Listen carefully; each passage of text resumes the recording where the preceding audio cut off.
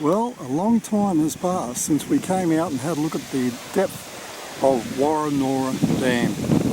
We had a lot of rain in the last week, and it's now the 1st of February 2013. So let's zoom down. We have a brand new camera too. Let's go down and have a look. As we can see, it certainly seems to be pretty full down there. Much better than we've seen before. But why, after all that rain, it hasn't filled up more? Because it's only gone up 1.1% in the last few days. And they have let out 228 million litres of water in the last week for environmental flows. During all that rain, and one must ask why.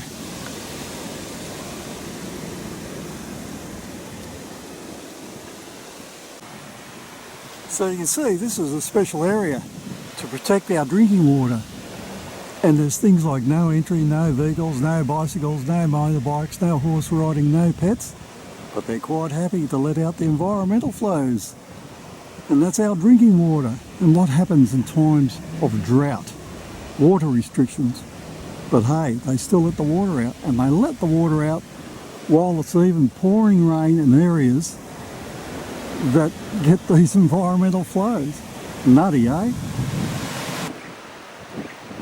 Well, here we are at the spillway, and after all that rain, definitely, doesn't seem, but no water that well, but gee whiz, look at the runoff.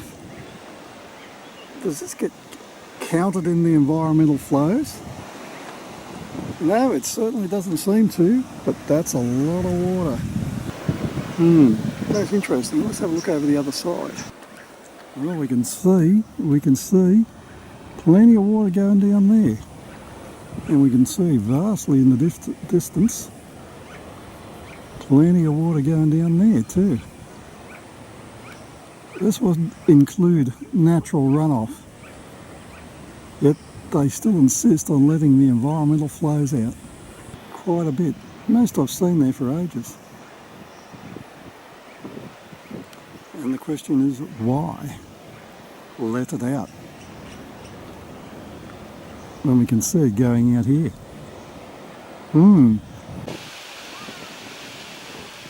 Well, we can certainly see there is a heck of a lot more water in that dam. It still has a long way to go. They shouldn't let it out during heavy downpours. Woronora Dam got 140 millimetres of rain, and this is given a few days for it to flow into the lake, but they let it out. I mean, the rain does not stop there at the dam wall. And it's clear blue skies over the other side. I mean, that gets the rain as much as the other side of the wall. So their theory's as crazy as it can be. You know, civilisations are built around their water supply. Without water, there is no life. And a basic rule the boffins, political boffins, don't seem to understand, or even the other type of boffin. Let's go down for a closer look, eh? And we can see the high water mark quite clear on the dam wall, on that dam wall. So, yep, we should have that, it should be full. We're expecting more rain later today, and I wonder how much they'll let out on that. Well, all those familiar places we saw previously that were poking out of the water have certainly gone long under, and no sign whatsoever, not of even any plants, except those ones that are dying, drowning in all our drinking water. Well, as I pondered once before, this is this part of the environmental flows that we see coming out so wonderfully. Oh, there you are. How about that? Let's look. Runs along the side down there. And hear it all splashing away and going down there. Well, there you are. The key word is life, boy. And this is where life is, where it begins. You can hear that wind in the distance. See the waves being whipped. There's our little favourite area. We used to look back and see how far out of the water it was, or not. And yeah, encouraging to see.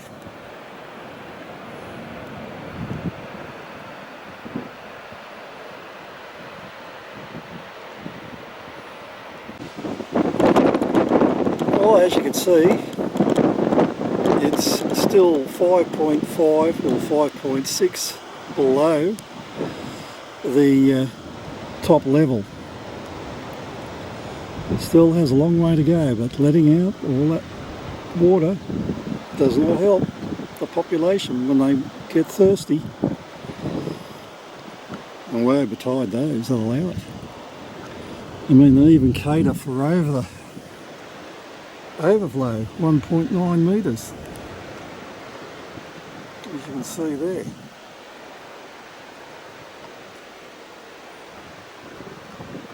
But while they continually let it out, sorry. Pity.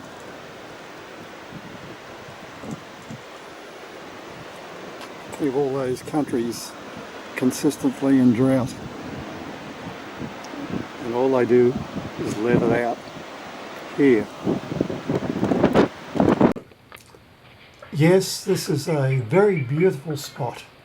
It's a nice dam, the smallest in the system, but one wonders, was it made to cater for future populations? So, is this water counted towards the environmental flows? I don't think so. But the point is, why do they let out the environmental flows when it's absolutely pouring rain? It makes no sense whatsoever, especially when they spend billions on a desalination plant saying, well, we don't have enough water in the dams. Well, that's because they keep letting it out, and they let it out during the rain. Don't let it out, then you wouldn't have needed to spend billions of dollars on a desalination plant. But we need this water not just for drinking in future populations, but to help put out bushfires in our highly proven bushfire zone. And for God's sakes, don't put these gas bore drill sites within these catchment areas. That is just plain ridiculous. But in the end, the main thing is, the point is, don't let out millions of litres of water when it's pouring rain.